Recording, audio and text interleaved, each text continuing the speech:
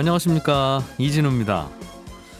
요즘 주식시장이 부진하다 보니까 투자자들의 고민도 많은데요. 투자라는 게 하다 보면 어려운 시절도 있고 좋은 시절도 있고 그렇죠. 1, 2년 전까지만 해도 최악의 위기를 걷던 기업들이 또 호황을 누리기도 하고 좋다고 생각해서 투자했는데 금방 또 어려워지는 경우도 있고, 이런 패턴을 반복하면서 어려워질 때마다 드는 생각은 투자 공부를 좀 기초부터 잘해둬야 되겠다 싶으시지 않으십니까? 오늘은 그래서 투자의 시작이라고 하는 각 회사들의 사업 보고서를 어떻게 읽고 분석하는지 그 공부를 좀 같이 해보겠습니다. 하반기에 신형 스마트폰들이 쏟아진다고 합니다. 시장 경쟁이 그 어느 때보다 그래서 치열할 걸로 보이는데요. 오늘 트렌드 리포트 시간에는 새로 출시되는 스마트폰들의 특징, 어떤 게 가장 인기를 끌지, 최근 스마트폰의 트렌드도 함께 살펴보겠습니다. 손에 잡히는 경제 플러스 바로 시작합니다.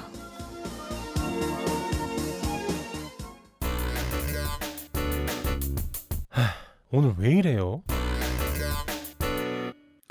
오늘 주식시장은 두 시장 모두 부진한데 코스닥 시장이 거의 폭락 수준입니다. 퍼센테이지로 보면 한 2.4% 정도 지수가 내리고 있고요. 코스피 시장도 0.6% 하락하고 있습니다. 오늘은 NH투자증권의 FICC 리서치 센터장 신환종 센터장을 연결해서 시장의 걱정거리들 좀 들어보고 진단해보죠. 안녕하십니까? 네, 안녕하세요. 예, 오늘 시장은 어떤 게 가장 큰 악재입니까?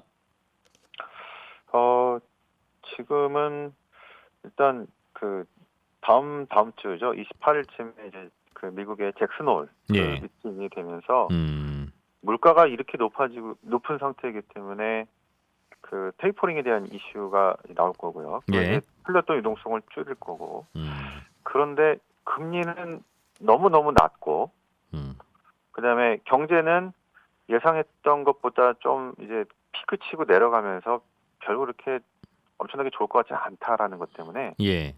힘이 빠지고 있는 이런 상황에서 특히 우리나라는 이 반도체 사이클에 대한 어떤 둔화 전망 이런 것들로 삼성전자 주식 시장이 좀 안 좋으면서 예. 지금 외국인의 매도세가 전반적으로 계속되고 볼 수 있습니다. 외국인들이 주로 파는군요. 투자 심리가 전반적으로 안 좋은가 보네요. 특히 우리나라를 그렇습니다. 바라보는. 예.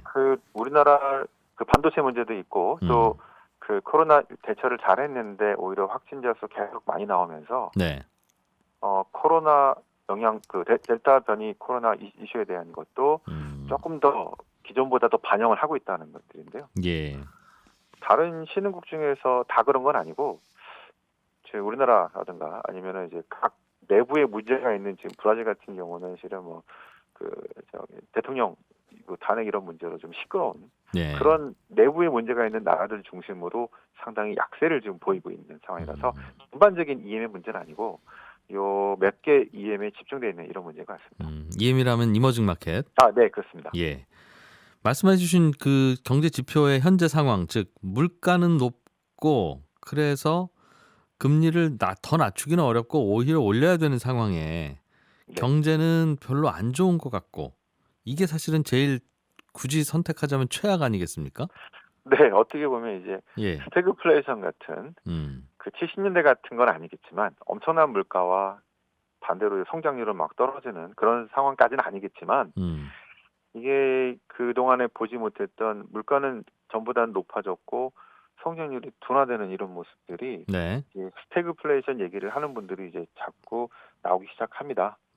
그래서 물가에만 너무 맞춰가지고 투자를 그래서 부동산이든 금이든 이렇게 투자를 했던 분들은 오히려 특히 금 쪽이 지금 실적이 별로 안 좋죠. 네, 주식시장도 너무 물가 상승에만 맞춰서 이렇게 투자를 하는 것이 지금은 좀 상당히 좋지 못하다고 볼 수가 있겠는데요. 그러니까 경기가 양쪽에, 좋아서 오르는 물가가 아니라는 말씀인 거죠, 그러니까. 맞습니다. 실제 코로나 직전에도 보시면 2019년 막 이럴 때도 오히려 경기가 그렇게 좋지 못해서 장기 저성장 이런 상황이 계속되고 있었지 않습니까? 그래서 이 코로나 이슈로 인해서 작년에는 엄청 내려갔다가 지금 조금 빠르게 상승한다 하더라도 다시 정상화되는 것들이 그렇게 높은 성장을 갖고 오는 게 아니기 때문에 그런 걸 염두에 두시고 이제는 2020년대의 정상화가 어떤 거냐는 거를 생각하시고 투자를 고려하셔야 될 것 같습니다. 코로나에서 회복되더라도 그리 갑자기 크게 경기가 좋아지던가 코로나 이전보다는 전혀 다른 세계가 펼쳐지든가 그럴 가능성은 없을 것이다.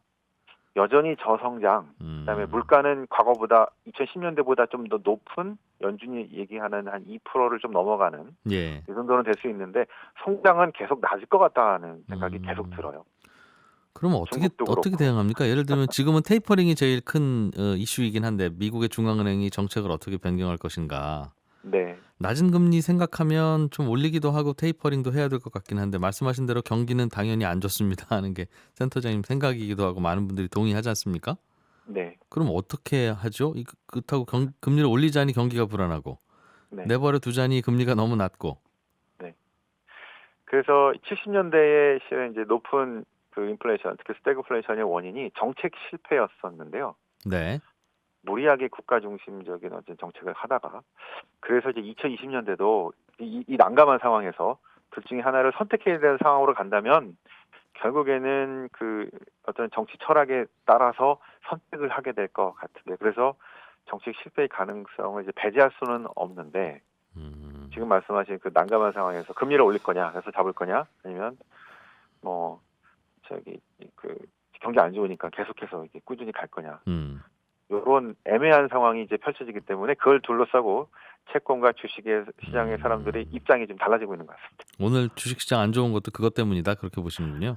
전반적인 지금 요 최근의 흐름이 그렇게 움직여지고 있고 네. 오늘 우리 주식시장 안 좋은 것들은 이제 반도체 문제, 그다음에 우리 코로나 얘기들, 그다음에 전반적인 경기 둔화 이런 것들이 예. 겹쳐서 나온 것 아닐까 싶습니다. 테이퍼링은 금방 뭐 오늘 내일 한다는 얘기는 아니지만 그래도 연준의 일부 인사들을 중심으로 지난달부터 테이퍼링 이야기가 나오고는 있어요. 그러니까 금리 올리기 전에 돈 푸는 거 수도꼭지 이제 잠그겠다는 건데 네. 그거는 예정대로 잠글 것 같으십니까? 이건 그냥 개인적인 네, 생각을 여쭙는 저희들은 겁니다만. 예정대로 테이퍼링 언급을 하고 네.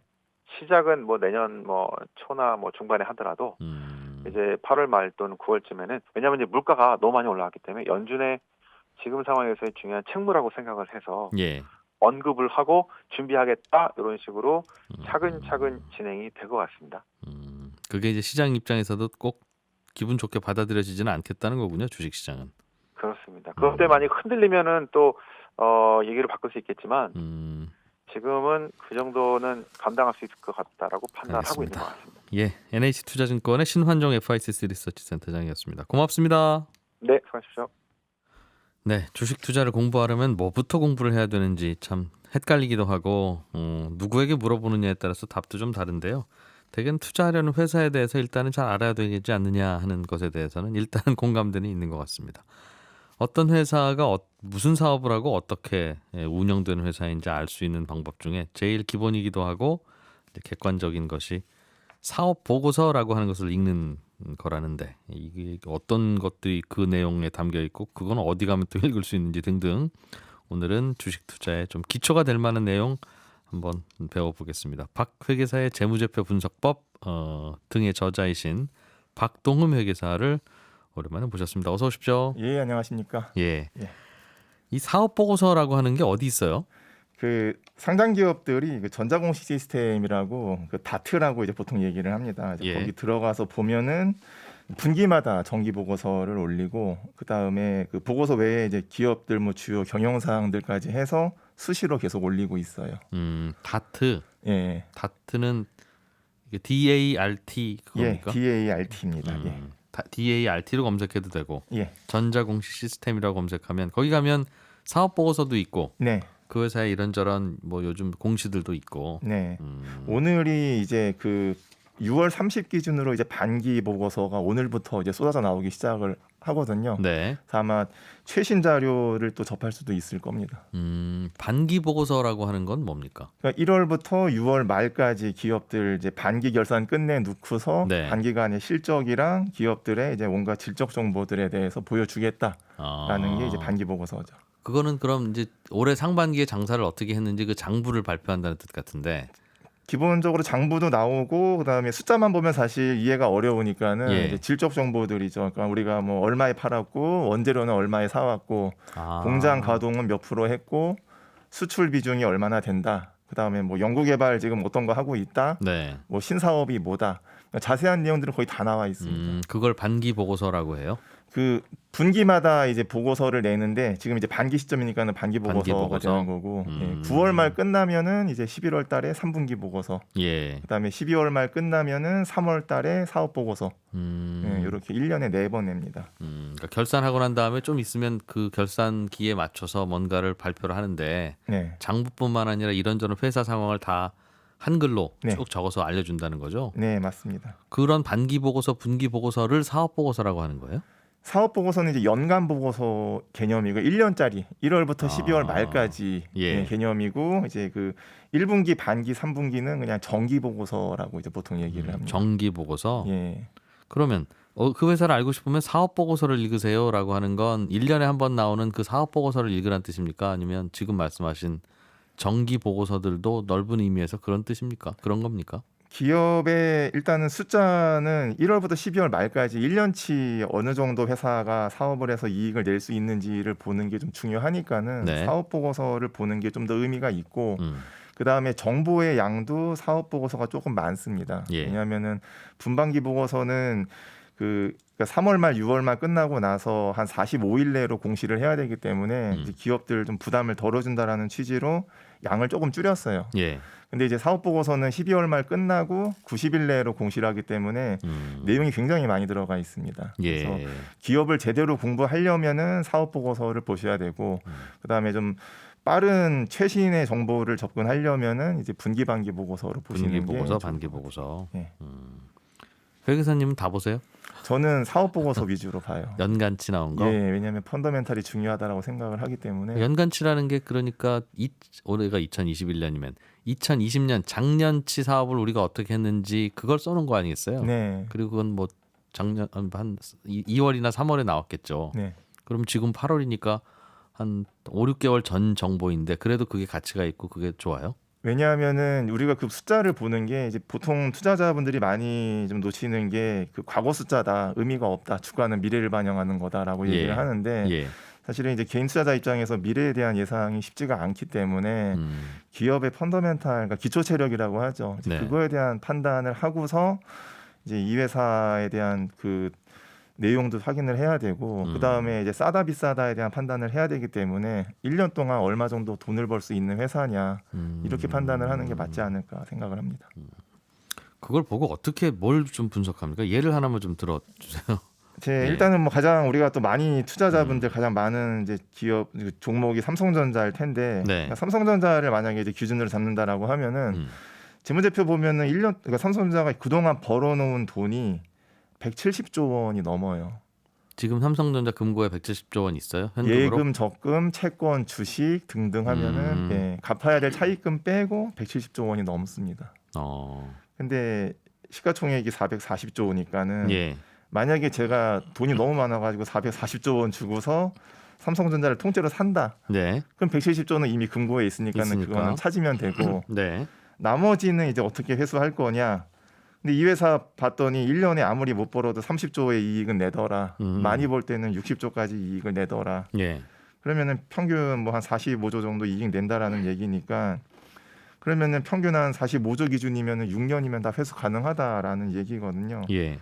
그럼 이제 이게 과연 6년이 긴 거냐 짧은 거냐는 과거의 숫자를 봐도 되고, 네. 아니면은 이제 옆집이죠, 뭐 하이닉스라던가 아니면은 미국의 뭐 애플이나 이런 기업들 같은 방법으로 비교해 보면은 일단 싸다 비싸다에 대한 판단은 가능할 거고. 이게 그 이른바 그 PER이라고 하는 그 개념인가 봐요. PER 개념인데 이제 자산 가치까지 조금 더 생각을 해가지고 이게 이제 피터 린치가 예전에 이제 그 책을 보면은 이제 피터 린치가 이런 식으로 이제 기업 가치 평가를 했다라는 이제 내용이 나옵니다. 그러니까 지금의 시가총액을 다 주고, 그러니까 주식을 다 주고 그 돈 주고 내가 이걸 사면 내가 사는데 필요한 돈을 언제쯤 회수할 수 있냐? 네. 일단 회사에 들어있는 현금은 내 거라고 치고 네. 현금보다 모자라는 그 돈은 이제 벌어서 내가 가져가야 되는데 그렇습니다. 네. 그게 몇 년 걸리냐? 네. 그렇군요. 제가 박 회계사님을 예를 들면 얼마 주고 사오면 그리고 나서 이제 회계사님 갖고 있는 재산과 소득을 내가 다 갖는다고 가정할 때 몇 년 만에 이 내가 투자한 돈 뽑을 수 있느냐, 그거는 같은 맞습니다. 개념이군요. 예. 그게 몇 년 정도면 보통이에요? 그래서 그게 기업마다 다르기 때문에 산업마다 다를 수밖에 없고, 그러니까 사이클을 타는 산업도 있고 안 타는 산업들도 있으니까는 예. 동종 기업끼리 비교하는 게 가장 좋은 방법이고 그 다음에 숫자적으로만 또 너무 보면 안 되니까는 이제는 그 질적 부분도 봐야 되겠죠. 그러니까 삼성전자 같은 경우에는 그 매출액이 그 반도체보다 사실 스마트폰 쪽이 좀 더 많기 때문에 예, 매출은 그쪽이 크지만 이제 이익은 또 반도체가 크니까는 네. 사실은 이익 측면에서는 반도체가 중요할 거고 그다음에 기업 매출 총액 기준으로는 또 스마트폰이 중요할 거고 그러니까 이게 봐야 될 부분들이 워낙 많다 보니까는 사실 질적 부분에 대한 분석도 결국 또 사업 보고서 통해서 해야 돼요. 말씀 나온 김에 네. 삼성전자는 어떻게 생각하세요? 개인적으로. 우리가 이제 그동안 결국은 이제 지나온 얘기지만은 결국은 이제 이익이 쌓이면은 기업 가치가 늘어난다라는 거는 삼성전자 통해서 뭐 가장 그렇죠. 베스트 케이스로 배웠기 때문에 사실은 개인 입장에서는 그 언제 사고 언제 파냐에 대한 타이밍을 사실 뭐 맞출 수는 없는 거니까는 쌀 때 사고서 그냥 가지고 있는 게 제일 좋은 방법이기는 한데 뭐 또 개인마다 또 자금 사정이 다르니까는 네. 결국은 이제 타이밍을 잴 수밖에 없는 이제 그런 또 현실로 가기는 하지만은 어쨌든 간에 가장 좋은 방법은 쌀 때 사는 게 가장 좋죠. 싸 보여요 요즘 삼성전자? 저는 개인적으로 싸다고 생각을 합니다. 왜냐하면 과거 히스토리를 봐도 이 정도 가격이면은 뭐 충분히 메리트가 있는 거는 다. 6년이면 그 투자금 다 뽑을 수 있는 수준이니까. 네. 그렇군요. 미래에 얼마를 벌지는 과거에 이 친구들이 잘할 때는 60조, 뭐 잘 못할 때도 30조는 벌었으니까 그 정도 벌 거다라고 생각하는 거 말고는 다른 방법은 없겠죠. 객관적으로 일단은 우리가 그 판단할 수 있는 근거는 이제 기업이 이익을 낼 수 있는 능력이 있느냐인데 예. 이제 숫자로 찍히는 거고. 그래서 이제 워렌 버핏도 얘기했던 게 10년치는 봐라. 그래야지 기업을 판단할 수 있다라고 이제 얘기를 했던 게 그 같은 맥락일 겁니다. 또 그 안에서 어떤 걸 좀 들여다보면 투자에 도움이 됩니까? 그러니까 저는 좀 중요하게 보는 것 중에 하나가 일단은 수출 비중을 좀 많이 봅니다. 왜냐면 수출 비중이요? 네, 전체 매출에서 네. 외국인한테 파는 게 얼마냐? 네, 외국에서 파는 게 얼마냐. 네. 그건 왜 들여다보세요? 결국은 이제 기업이 성장을 하려면은 실적이 늘어나야 되는데 이 좁은 땅에서는 한계가 있으니까는 글로벌로 나가는 기업들이 아무래도 기업 가치가 커질 수밖에는 없고 네. 그럼 이제 외국에서 팔 수 있냐 없냐가 가장 중요하니까는 예. 사업 보고서 보면은 수출하고 내수 비중이 나오거든요. 네. 그래서 그거에 따라서 내수 위주로 되어 있는 기업들은 그동안 주가도 그렇고 결국 올라가는 게 한계가 있을 수밖에는 없었습니다. 지금 수출을 별로 못 하고 있어요라면 앞으로도 못 한다는 전제하에 할 수 있었으면 벌써 했을 테니까 쉽지는 않죠, 사실은. 한계가 있다. 그 대신 그럼 수출을 많이 하는 기업이라면 더 가능성을 높다고 보실 수 있다는 거예요? 일단은 파이 자체가 워낙 크니까는 국내에 머물러 있을 때보다는 네. 비례해서 기업 같은 가치도 값이면 올라가게 되죠.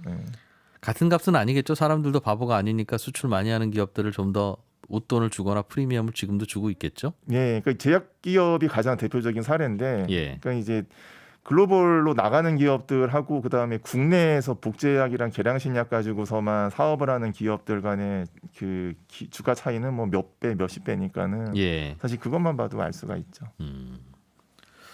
또 어떤 게 또 중요합니까? 현금 흐름이 중요하다 이런 말씀들도 하시던데. 현금 흐름 굉장히 중요합니다. 그 실제로 미국 사업 보고서를 보면은 미국은 사업 보고서에 현금 흐름 얘기를 굉장히 자세하게 써요. 그러니까 우리가 사업해가지고 얼마 남겼다.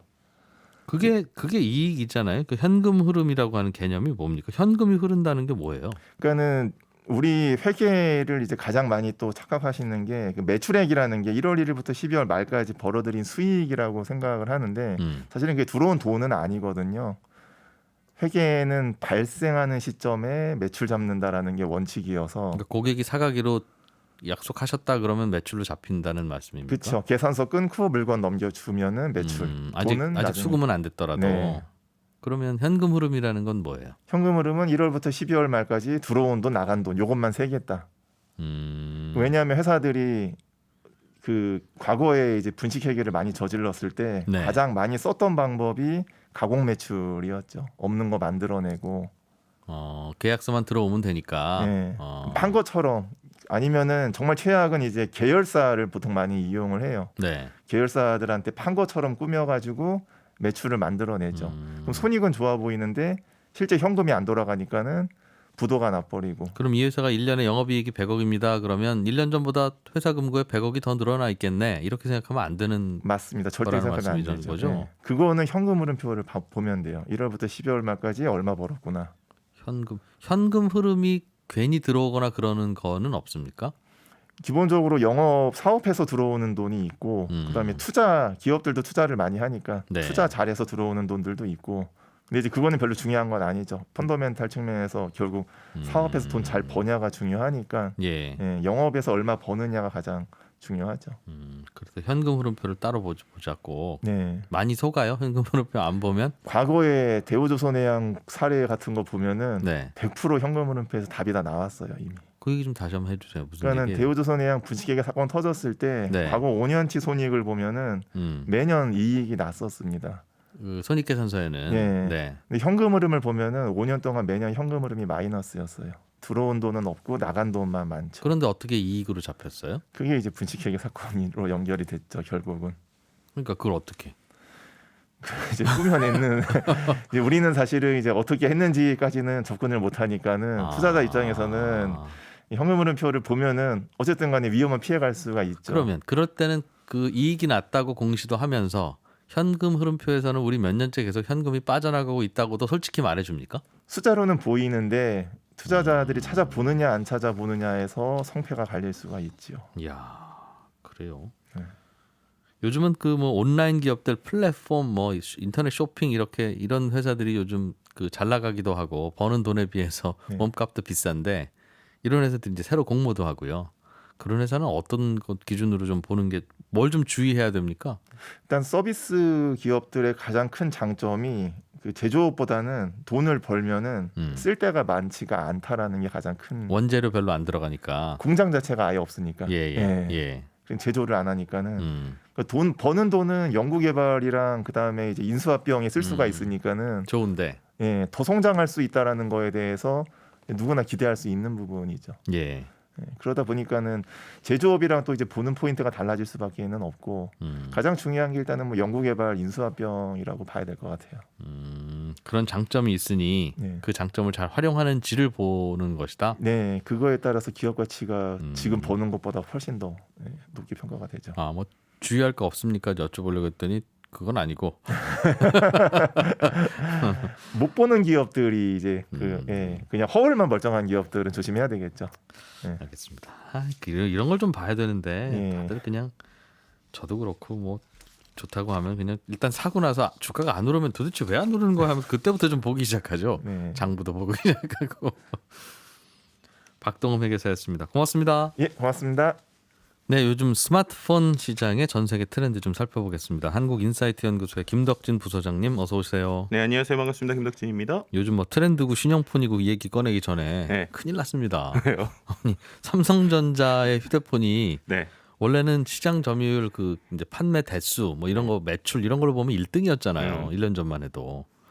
요즘 5G 시장으로만 좁혀 보면 삼성이 5등이라고요? 네, 맞습니다. 말씀하신 것처럼요. 일단 전체 시장으로 보면은 뭐 여전히 1등이긴 해요. 거의 뭐 2등하고 비슷한 수준으로이긴 한데 19% 정도 점유율로 1등인데요. 5G. 근데 최근에 우리나라에서도 파는 게 거의 다 5G고 전 세계적으로도 거의 5G 폰을 상당히 주력으로 하잖아요. 예. 근데 이 5G로만 줄였을 때 2분기 글로벌 시장 점유율이요. 말씀하셨던 것처럼 삼성이 5위까지 떨어집니다. 일단은 1등은 애플이고요. 예. 뭐 아시겠지만 애플과 안드로이드로 나눠졌을 때 당연히 뭐 애플 쪽이 5G를 내면은 애플이 이제 34%로 1등이고 2등은 네, 2등은 샤오미입니다. 네.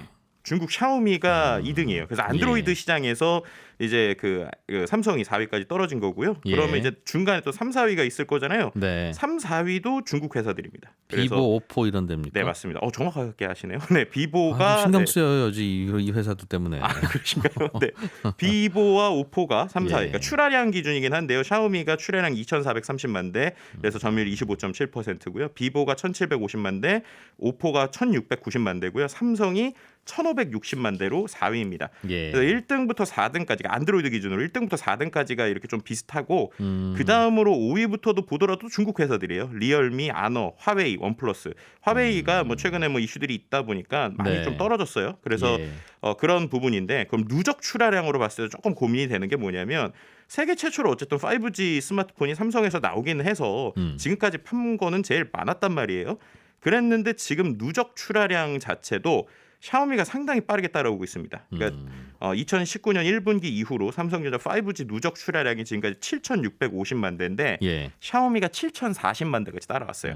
그리고 비보와 오포도 6,680만 대, 6,750만 대니까 거의 따라왔다. 이게 누적으로 봐도 따라왔고 지금 2분기 기준으로도 이제 중국 회사들에게 지금 밀려서 5위까지 떨어져 있는 게 냉정하지만 지금 현실이다라고 말씀드릴 수 있을 것 같습니다. 5G만 보면 그렇지만 다른 스마트폰 다 합치면 아직도 삼성이 1등이라고 말씀을 주셨는데 네. 이게 이제 상반기 전체로 보면 그렇고 네. 요즘 그 속도 좁혀지는 거, 즉 그렇죠. 그 시장 점유율 그래프를 보니까 이미 사실상 역전 당했더군요. 그렇죠. 그리고 이제 삼성전자는 추락하는 이 기울기가 굉장히 가파르고 샤오미는 상승하는 기울기가 가팔라서 그러니까 이게 참 아이러니하지만 아시겠지만 전 세계 시장이 딱 이제 애플 쪽, 그러니까는 iOS 시장 그리고 안드로이드, 구글 쪽 시장으로 나눠져 있잖아요. 그런데 이제 iOS 시장은 애플밖에 없는 거죠. 그러면 나머지 파이, 안드로이드를 가지고 싸우는 건데 이제 말씀하신 대로 누적으로 봤을 때도 이번에 샤오미가 어떤 발표를 했냐면 본인들이 누적 판매량에서도 이번에 애플을 제쳤어요. 그러니까는 어쨌든 애플이라고 하는 그 애플을 사용하는 사람들 외에 안드로이드에서 1등이 삼성이었는데 이제 샤오미가 애플까지 제치고 2등까지 따라온 상황이고요. 네. 그러다 보니까 이제 샤오미에서는 이제 곧 우리가 삼성을 제치겠다라고 하는 이러한 좀 메시지 뭐 이런 것들까지 좀 세계 이제 3년 안에 삼성전자 제치고 세계 스마트폰 1위 차지하겠다 이런 목표까지 공개하고 있는 상황입니다. 샤오미가 원래 처음에 폰 만들 때는 본인들도 스스로 애플 베꼈다고 할 만큼 이게 저렇게 똑같이 베끼나 하는 얘기도 듣고 우스웠는데 요즘은 뭐 무시할 상대가 아니에요. 저 비결이 뭡니까? 그러니까 어떻게 저는 분석되고 있어요? 이렇게 생각을 해요. 이제 우리가 일단 스마트폰이라는 거가 우리에게 어떤 포지션인가부터 좀 생각을 해봐야 될 것 같아요. 2010년 초기, 11년 초기는 정말 IT 기기, 새로운 기기였죠. 근데 제가 볼 때 지금의 스마트폰은 생활재고 그리고 누적된 경험재입니다. 그러니까 우리의 생활 속에서 없으면 안 되는 그냥 계속 동반자잖아요. 그럼 이는 동반자라고 하는 녀석이 우리에게 있을 때 과연 우리에게 무엇이 중요할까라는 걸 생각을 해봤어요. 그러니까 예전에는 우리가 어떠한 스마트폰이 나왔다면은 스펙, 그래서 뭐 어떤 CPU를 썼고 얼마나 성능이 좋아졌고 액정은 뭐 얼마나 반짝반짝거리고 이런 거였단 말이에요.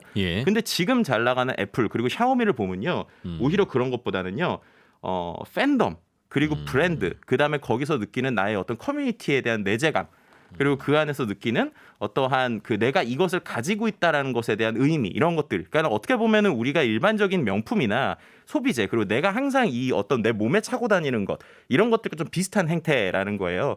이제 그런 의미에서 보면은 애플은 우리가 뭐 워낙 잘 알잖아요. 그들이 어떤 브랜드를 만들었는지.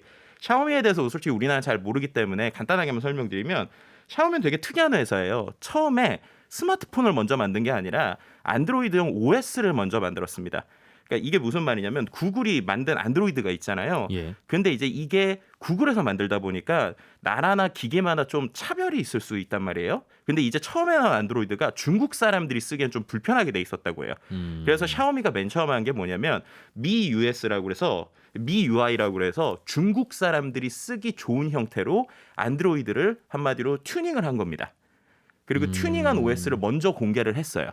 그래서 그걸 어떻게 했느냐, 자기들이 스마트폰이 있기 전에 다른 스마트폰에 그거를 설치해서 쓸 수 있게 오픈을 하는 거예요. 그럼 휴대폰용 소프트웨어를 먼저 개발했다고요? 맞습니다. 네, 그러니까 그거를 가지고 먼저 오픈을 한 거죠. 그랬는데 그게 완벽하지 않았어요.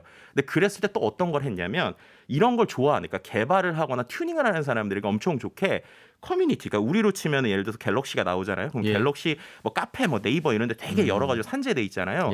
근데 이제 그 샤오미 같은 경우에는 이거를 그 기업에서 아예 정책적으로 운영을 했어요. 그래서 많은 샤오미 팬들이 한 곳에 모여서 이 말씀드렸던 UI를 계속 개선을 해나간 거예요.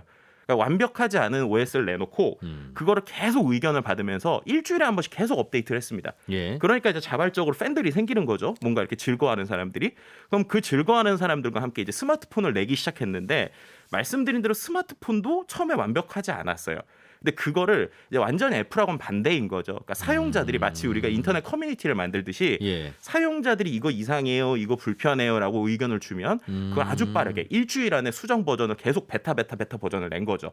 그러니까 완벽한 완성도가 아니라 샤오미의 가장 큰 장점은 그 유저들이 우리가 이거를 같이 만들었어. 그리고 이걸 같이 즐겼어 하면서 일종의 팬덤을 만들었다라고 하는 게 어떻게 보면 누적의 힘이고요. 그래서 최근에 보면 말씀하신 대로 삼성 같은 경우는 좀 점유율이 떨어지는 부분이 있고 애플은 점유율에 기복이 좀 있어요. 올라갔다 내려갔다. 근데 샤오미는 성장세에 좀 기복이 없습니다. 그러니까 누적에서 쭉 올라가고 있거든요. 그게 왜 그럴까 생각을 해보면 말씀드린 대로 팬덤이 형성이 된 거죠. 그래서 이제 샤오미 같은 경우는 잘 아시겠지만은 뭔가 인터넷으로만 이제 판매를 하는데 어떤 걸 상품을 딱 내놨다라고 하면은 정말 짧은 시간에 그냥 다 매진이 돼 버려요. 그 매진이 된다는 건 뭐냐면 그만큼 팬덤 있는 사람들이 또 그다음 놀거리가 생겼다라고 하면서 즐기는 이런 문화라는 것이죠. 그 팬덤이라는 게 네. 뭐 시장 점유율 한 5%쯤 하면 네. 아유 저건 참 독특한 분들이 좋아하시는 제품이구나 이해가 되는데 제일 많이 파는 회사들과 팬덤이라고 하니까 네. 애플이 주로 애플 좋아하시는 분들은 그것만 하니까 일종의 팬덤이 형성돼 있는 거죠. 그렇죠. 샤오미도 그래요? 네, 그러니까 샤오미 같은 경우는 이제 어쩔 수 없이 중국이라고 하는 엄청 큰 시장을 우리가 생각을 해야 되는 겁니다. 그러니까 예. 5G 점유율이 상당히 많이 올라갔다고 그랬잖아요. 그게 다 어디서냐면 다 중국이에요. 솔직히 말씀드리면. 그러니까 중국 사람들에게 완벽한 팬덤으로서 사랑을 받기만 해도 시장이 워낙 크니까 그래서. 그 안에서 이제 가졌다라고 보시면 될 것 같고요. 그래서 애플과 좀 다른 형태의 팬덤이다. 그러니까 애플은 완성된 어떠한 멋진 것들을 보여주는 걸 거치면 예. 이 샤오미는 누적된 사람들이 스스로 뭔가를 만들어냈다라고 하는 팬덤에 좀 가깝다라고 볼 수 있을 것 같습니다. 지금도 샤오미 폰이 쓰는 그럼 소프트웨어 운영 체계는 보통 삼성이 쓰는 안드로이드하고 좀 다른 겁니까? 네, 그러니까 말씀드린 대로 안드로이드라고 하는 OS는요 기본적으로 오픈해서 튜닝할 수가 있거든요. 그래서 네. 자기들이 이제 어느 정도 최적화된, 그러니까 우리가 최적화라고 하는 표현을 쓰잖아요. 그런 쪽에서 좀 되어 있는 이런 거로 보시면 될 것 같습니다. 삼성전자는 이제 얼른 따라잡아야 될 텐데 네. 그 뺏기기 시작하면 끝이 없으니까. 그러니까요. 근데 이번에 예. 어쨌든 그 폴드 그리고 이제 플립처럼 접는 스마트폰에 어떻게 보면 올인을 한 거죠. 네. 이번에 이제 8월 11일에 이제 언팩을 했는데 저 그때도 좀 느꼈던 게 뭐였냐면 일단은 팬덤에서 좀 아쉬운 부분이 있어요. 왜냐하면 유튜브로 실시간으로 했는데 네. 누적 조회수 제가 보니까 한 실시간으로 보는 사람 20만 명 정도더라고요. 그러니까 이제 예전에 CES 같은 경우에는 조회수가 2,900만까지 넘어갔단 말이에요. 삼성에서 나온 게 하루 만에. 예. 근데 실시간으로 뭔가 오픈하는 행사를 하는데 유튜브에서 공식 채널에서 20만 명이 본다라는 건 그만큼 좀 너무 많이 오픈돼서 기대감이 떨어진 부분이 있다라고 저는 생각이 들거든요. 근데 한편으로 저는 봤는데 본 사람 입장에서는 되게 사고 싶어졌어요. 폴더블 폰이요? 네, 그러니까 그만큼 이번에 이제 삼성의 어떠한 그 오픈된 메시지가 예전처럼 기능 중심보다는 말씀드렸던 감성이나 디자인, 그래서 생활재에 가깝게 되게 프레젠테이션을 했거든요. 그러다 보니까 보고 나면 플립 같은 경우 오 예쁘네, 한번 사보고 싶네라는 생각이 들게 하는, 예전과는 좀 다른 방식으로 접근을 했다라는 특징이 있고요. 접히는 거죠. 그러니까 스마트폰이 좋은 거는 우리는 네. 이제 알고 있는데. 그렇죠. 이게 접히는 거냐 안 접히는 거냐 그거잖아요. 네, 그리고 이제 가로로 접히는 거랑 세로로 접히는 게 있는데 네. 가로로 접히는 거 같은 경우 이번에 이제 그 노트 좋아하시는 분들은 펜 기능 있잖아요. 펜까지 다 들어간 거예요. 그러니까 가로로 접힌다는 건 그 병풍처럼 네네네 펼쳐지는 맞습니다. 거. 네, 예. 그래서 그거 같은 경우는 이제 열지 않은 상태에서 완벽하게 스마트폰으로 쓸 수 있게 폴드 3 만들어놨고 열면 이제 태블릿처럼 완벽하게 되는데 개인적으로는 기존에 아쉬웠던 부분을 다 개선했다. 그리고 이제 펜 기능도 있어서 정말 전략적으로 나왔다라고 볼 수 있을 것 같고 그 다음에 플립 위아래로 접는 옛날 꼭 우리 폴더 모양 있잖아요. 예. 그거 같은 경우는 일단 예쁘다. 예, 그래서 디자인적으로 사람들이 많이 탐낼 것 같다라고 보이는 부분이 있고요. 근데 이제 가격 같은 경우가 예전보다 20% 정도 싸졌는데도 네. 여전히 비싸요. 그러니까 플립은 125만 원 정도, 네. 폴드가 199만 9천 원, 그러니까 200만 원이죠. 그러니까 이 가격을 사람들이 얼마큼 낼 것인가. 좌우로 열리는 거. 네. 근데 좌우로 병풍처럼 열리는 건 네. 옛날에는 뭐가 아쉬웠는데 이번에 뭐가 개선됐어요? 예전에는 열지 않았은 앞 화면만으로는 모든 기능이 안 됐어요. 그러니까 열지 않았을 때, 그러니까 앞에 있는 액정하고 열었을 때 액정이 달랐습니다. 네. 근데 이번에는 완벽하게 똑같아요. 그래서 평상시에는 스마트폰 들고 다니듯이 그냥 열지 않은 상태에서 그대로 다 쓸 수 병풍을 있고요. 닫고 보다가. 네, 그리고 이제는 내가 컴퓨터처럼 필요하다라고 열면 그 안에서 정말로 우리가 아이패드 같은 거 쓰듯이 커진다. 네, 화면이. 패드 OS로 다양한 걸 쓰고 그 안에서 이제 펜도 쓸 수 있다 보니까 완벽하게 사무용으로 쓰시는 분들한테는 이제 기존에 있던 것들이 거의 다 개선이 됐다라고 볼 수 있는데 뭐 여전히 무겁고 두껍긴 합니다. 네. 펼치고 나면 뭔가 입력하려면 키보드도 따로 있어야 됩니까? 아니요, 키보드는 별도로 있지 않아도 되고요. 그 안에서 말씀드린 대로 두 개의 화면을 마치 우리가 듀얼 모니터 쓰듯이 멀티태스킹 기능이 할수 아주 있다는 강력하게 거죠. 돼 있다라고 볼 수 있을 것 같습니다. 그거 뭐 좋아하시는 분들은 굉장히 좋아할 거고. 네. 아니 뭐 휴대폰이 접히는 게 뭐 또 그렇게 보시는 분들은 그럴 텐데. 그러니까요. 그래서 제가 여기서 좀 아쉬운 게 뭐냐면 예. 이제 그런 리뷰들을 보면 대부분 다 특히나 애플 사용하시는 분들 되게 사고 싶다는 분들이 많아요. 근데 쉽사리 못 건너간다는 거예요. 이게 무슨 말이냐? 예. 예를 들어서 제가 아이폰을 쓰다가 갤럭시를 쓸 때 예전처럼 전화기만 썼으면 상관이 없는데 이미 시계도 쓰고 패드도 쓰고 이런 생태계 안에 있기 때문에 네. 이걸 모두 바꿀 만큼 정말로 이게 매력적이냐. 애플 쓰던 분들은 안 넘어갈 거고. 네, 그리고 이제 예를 들면 스마트폰에서 그러면 이제 폴더블이 이제 가격이 다른 거에 비해서는 좀 넘사벽으로 좀 비싼데 네. 내가 그 가격을 내면서 쓰는 게 나에게 아까 말씀드린 로열티나 팬덤을 줄 수 있느냐라는 면에서 이제 좀 고민을 해보는 부분이 있습니다. 좋아 보이는 기능이긴 한데. 네, 그래서 이제 예전과 다르게 더 이상 하드웨어만으로는 확실히 이 시장이 승부가 되지 않는다. 결국에는 삼성 입장에서도 이제 그러한 어떤 삼성만의 팬덤 혹은 삼성의 가치 혹은 삼성이 줄 수 있는 어떤 썸띵들을 더 늘려가야 된다고 생각을 하는데요. 그런 입장에서 지금 이번에 같이 나왔던 워치가 있어요. 예. 이제 원래 갤럭시 워치 같은 경우가 기존의 안드로이드 OS였는데 연결돼서 되게 많은 사용성을 좀 주려고 하고 있거든요. 그래서 예를 들면? 삼성도 애플처럼 플랫폼 같은 하나의 어떠한 그 그림적인 형태를 좀 보여주고 있는 부분이 있습니다. 워치라는 건 뭐에 제일 유용하게 썼던가요? 이번에 이제 기능적으로 기존에 없는 것 중에 하나가 인바디. 이제 우리가 이제 예전에 이렇게 인바디 재는 거 있잖아요. 건강 진단, 체지방 진단 이런 거 네, 하는 그런 거요? 기능이 예. 좀 새로 하나 들어갔고요. 그리고 또 한 가지는 이제 사용성이 연동이 돼 있다 보니까 예를 들면은 갤럭시에서 앱을 깔았을 때 네. 애플 이제 OS 그러니까 워치에서도 그게 연동되면 자동으로 깔리는데 그래서 이제 예전보다 좀 같이 연동성이 좋아졌다. 그래서 같이 쓸 수 있게 뭔가 스마트폰과 시계와의 연동성을 늘렸다는 특징들을 좀 얘기할 수 있을 것 같습니다. 그래서 시계에 정들면 폰 못 바꾸고, 네, 뭐 그럴 수도 있는 거죠. 폰에 정들면 시계 못 바꾸고. 네, 그렇게 좀 함께 가는 거라서 예전보다 이제 워치 시장도 좀 중요해지는 게 그 이유인 것 같아요. 그렇군요. 예. 한국인사이트 연구소의 김덕진 부소장과 함께 최근의 스마트폰 시장의 흐름과 삼성의 고민 들어봤습니다. 고맙습니다. 네, 감사합니다. 네, 손에 잡히는 경제 플러스까지 여기서 마무리하고요. 저는 점심 먹으러 갔다가 내일 아침 8시 30분에 다시 오겠습니다. 이진우였습니다. 고맙습니다.